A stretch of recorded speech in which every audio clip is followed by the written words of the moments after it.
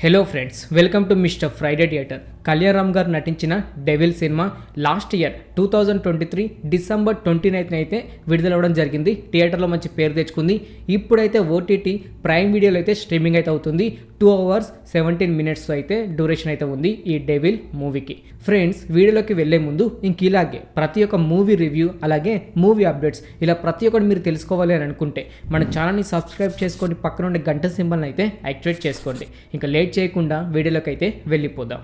Devil movie story విషయానికి వస్తే cinema title పడుతుంటేనే Subhash Chandrabose గారి కోసం చూపెడతారు. ఆ టైటిల్ యానిమేషన్ను మీరు 1-2 సార్లు చూస్తే సినిమా మొత్తం అర్థమవుతుంది.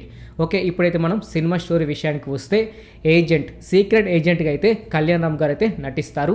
యాక్చువల్లీ చెప్పాలి అంటే అన్ఫార్చునేట్లీ ఒక రాజు కూతురు అయితే మర్డర్ అయితే జరుగుతుంది. ఆ మర్డర్ ఎవరు చేశారు అని సీక్రెట్ ఏజెంట్గా అయితే కళ్యాణ్ రామ్ గారు అయితే రావడం జరుగుతుంది.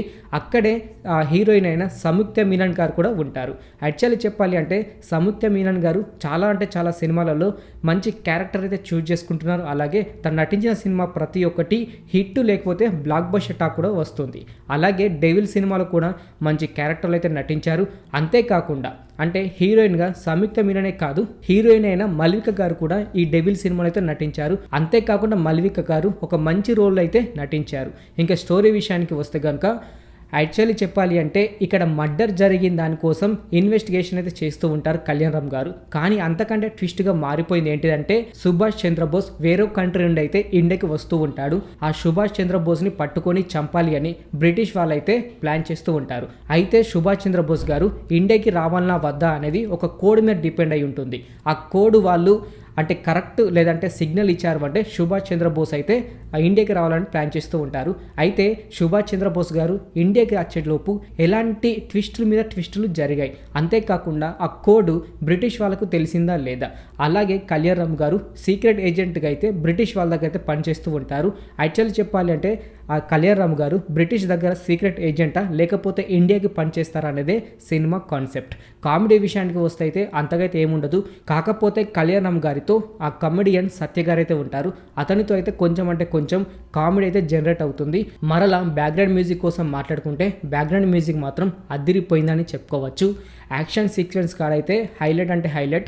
అంతేకాకుండా క్లైమాక్స్లో వచ్చే బ్యాక్గ్రౌండ్ మ్యూజిక్ మాత్రం సినిమాకి ప్లస్ అయిందని చెప్పుకోవచ్చు. అలాగే ఫైట్స్ కోసం మాట్లాడుకుంటే హీరో ఎంట్రీ అప్పుడు బోట్లో అయ్యే ఫైట్ మాత్రం వేరే లెవెల్ ఉంటుంది. అంతేకాకుండా ఆ కెమెరా యాంగిల్ స్లో మోషన్గా అలాగే స్పీడ్ మోషన్గా చేస్తూ ఉంటే ఆ ఫైట్ 1-2 సార్లు చూడాలని మాత్రం ఇంట్రెస్ట్ కలుగుతుంది. అలాంటి ఫైటింగ్ సీక్వెన్స్ అయితే ఉన్నాయి.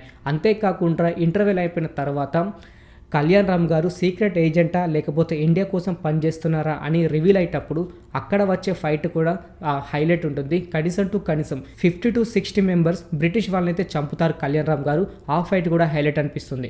అంతేకాకుండా లాస్ట్కు క్లైమాక్స్ చూసుకుంటే కనుక ఎవరైతే ఎక్స్పెక్ట్ చేయరు. అంతేకాకుండా సంయుక్త మీనన్ గారు కూడా విలన్స్కి అంటే బ్రిటిష్ వాళ్ళకైతే దొరికిపోతారు.